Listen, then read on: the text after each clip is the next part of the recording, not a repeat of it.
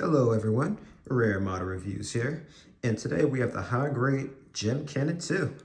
So this is a kit I actually had for quite some time, and I've actually showed it off in a few reviews for some size comparisons. Now I'm not gonna lie, I actually planned on reviewing the real grade Phoenix today. However, when I was playing around with it, trying to nail the transformation and all that, I had some technical difficulties with it. I'll go into that when I eventually can review that thing. So rather than going another week without a review, I decided, you know what? I'm just gonna go ahead and review this thing. It'll be pretty fast anyway, so without further ado, we're just gonna get straight onto it. So as usual, what I do with these kits is colors. And one thing I wanna point out right now is I'm gonna go over to the backpack first. There's actually supposed to be a few thrusters and little add-ons you put to this thing, such as these little energy packs for the beam cannons here. These aren't on very secure. These are my favorite friction-based parts, where they're on purely with friction. They're not a secure fit, so as a result, these things will keep falling off. And honestly, I'm gonna probably end up going around to gluing these things on when I'm done with this review.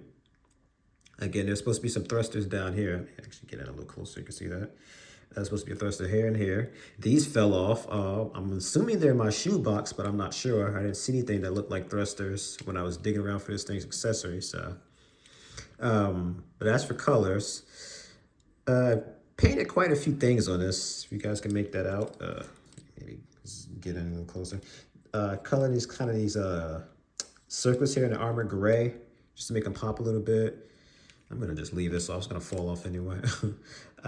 Colored in some areas of the kit here, just red and gray again to make them pop. Again, right here for the cannons.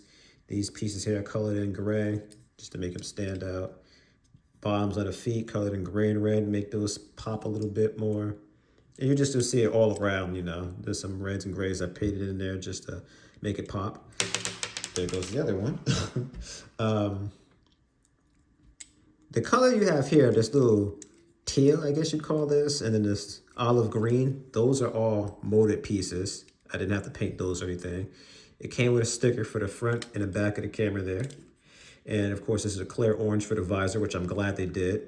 Looks way better than it would if it was a sticker. And this thing actually has some decals. So you see there's one here on the shoulder and in the front armor. I believe this is the UNT Spacey logo there.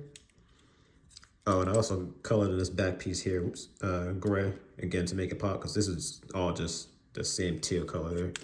But I want to say that was about it for our color. But going on to articulation, I guess we'll go from top to bottom. So the cannons, they're both individually articulated. As you can see, they go all the way up and all the way down. So you can do basically what you would expect from this. I love that they have this little gear looking thing here. You guys can make that out on the back of them.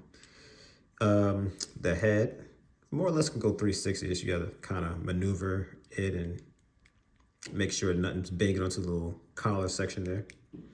Head also has a little bit of wiggle, go up and down a little bit, so decent head articulation. Arm go 360, can go out about this much until it kind of bangs onto the sides there.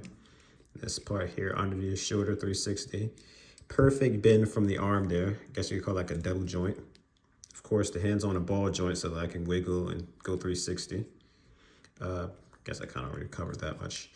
The waist armor, I believe these were connected.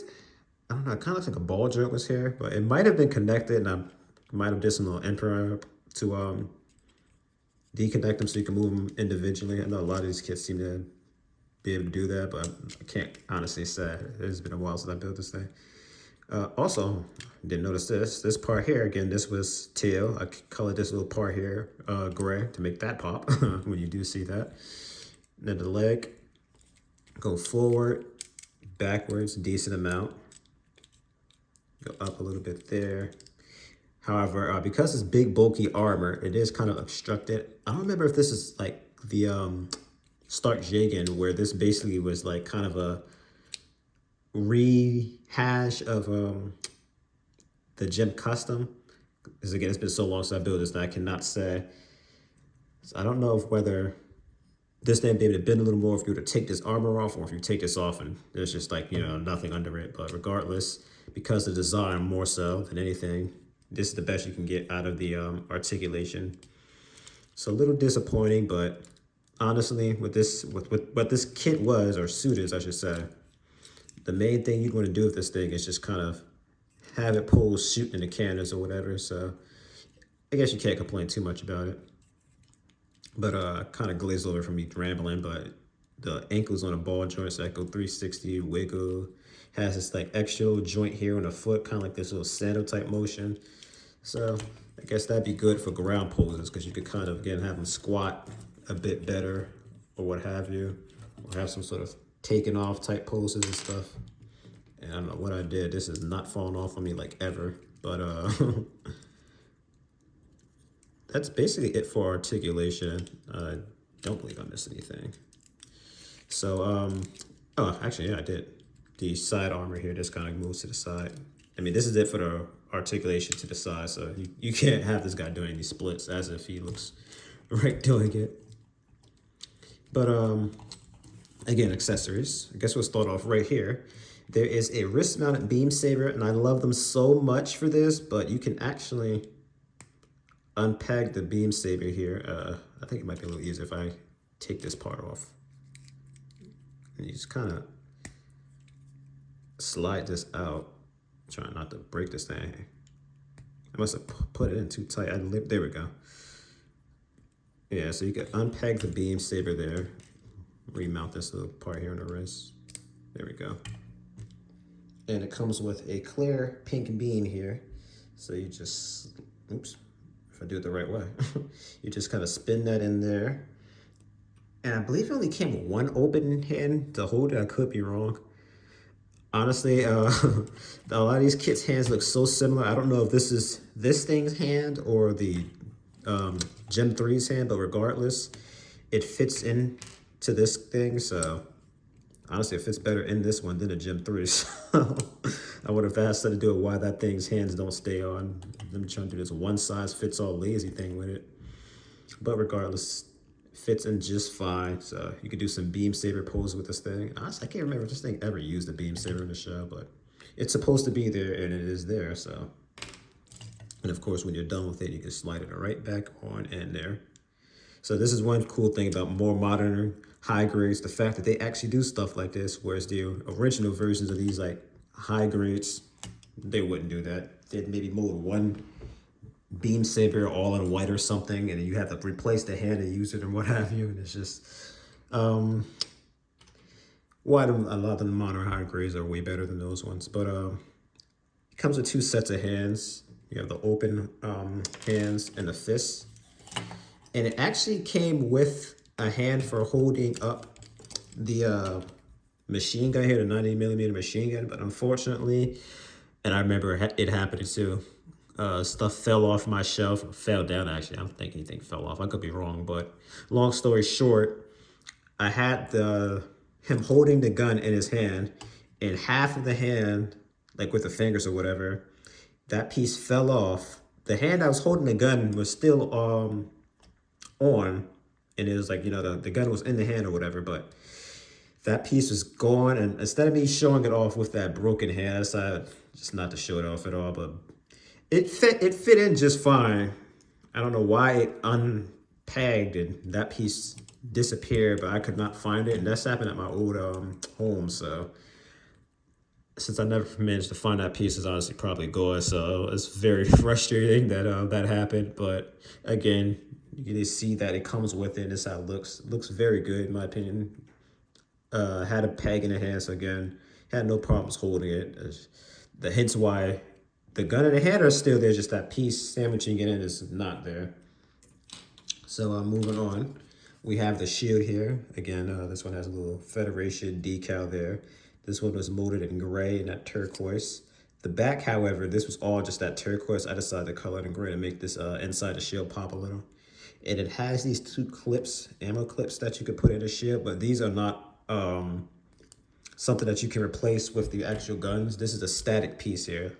This is nothing that you can take off. This is just, you know, it for show or detail, rather, in the shield. But the shield just basically goes on here to the forearm here via this peg. Now, unfortunately, the connector is not very secure. It kind of pops off. Nope. It stays on a little bit, but it does fall off as you just seen there. And it does have another connection here. Let me take this off. So you could put it onto this other attachment there in the arm. So this would, of course, let you put the shield in an alternative way. So if you wanted to have it more to the side like so, you can do that. Of course, there's no other way of holding this thing up in one hand. And again, as you can see, the shield kind of pops off a lot, so it's a little annoying. I've had worse shields, so overall, can't complain about it too much. And honestly, with this thing already having body armor, it's a little strange that it even has a shield in general. It kind of feels like it's just something they threw in there because, again, this is like basically the gym custom with some heavy duty armor on and a different backpack for the cannons here, the beam cannons. Now, this thing actually has a piece in the crotch there for you to put this on an action base. Honestly, probably should have took it out just for the sake of it, but I feel like there's no point of really doing it too much. You get the gist of what you be able to do with an action base regardless. You just kind of know that's there. But a lot of my reviews kind of drag on and whatnot, and I had a lot of unnecessary fluff, so I'm just going to really get onto the verdict here. I personally like this kit. Me being a huge fan of the 0083 Stardust Memory series, probably hands down my favorite of all the Gundam series. I really like the design of this kit. I'm a big fan of the gun cannon, so anything with a pair of cannons on its back, I'm in love with. So, despite the fact that it does have a few issues, I'd still personally recommend it. You could say I'm a little biased because, again, I love cannon suits, especially Federation grunt suits. But, I mean, what are the issues with this kit? Again, the little canisters and thrusters and whatnot in the back, they fall off. Just glue them on. They're parts that don't have any articulation. You glue them on and they're not supposed to move and what have you. So that fixes that issue. The shield, you could probably glue this thing on, take it right back out, and I'll stiffen up the joint so it doesn't fall out. You know, and again, it stays on decent enough. It's just, again, when you kind of move it around a little bit, it falls off. So it's not, again, a big issue. And like I said, the gun stayed on just fine. It's just that one drop made the piece ricochet off in the hand, and now it's gone. But it's still held on just fine. It's just, again, if I was so clumsy and making stuff fall off shells, you know, I still have the extra piece of the hand. And again, it holds the beam saber on just fine. And in fact, it even has the ability for you to take it out. Again, not everything, especially from the high grade line, are that detailed. So, especially with the fact that this thing has interchangeable hands. A lot of the high grades from about a year or two ago or so, if not currently, they have that one size fits all hand that a lot of the earlier high grades, and again, some of them that still come out now have, that look similar like to this one, except less detailed. Because it's like that one kind of block look, or is this like, it looks like an actual hand. It's like what you basically see in the master grade, except, you know, they do the bracket hands. But again, I'd still recommend this kit. More so, of course, for people who are fans of the show, or again, if you just like the design. But that's really it. I can't think of anything else really to say that isn't just me rambling. So again, this is Rare Model Reviews. Thank you guys so much for watching. Like, comment, and subscribe. And hopefully next review will be that Phoenix, if I can get that thing in reviewing order here. So take care, guys.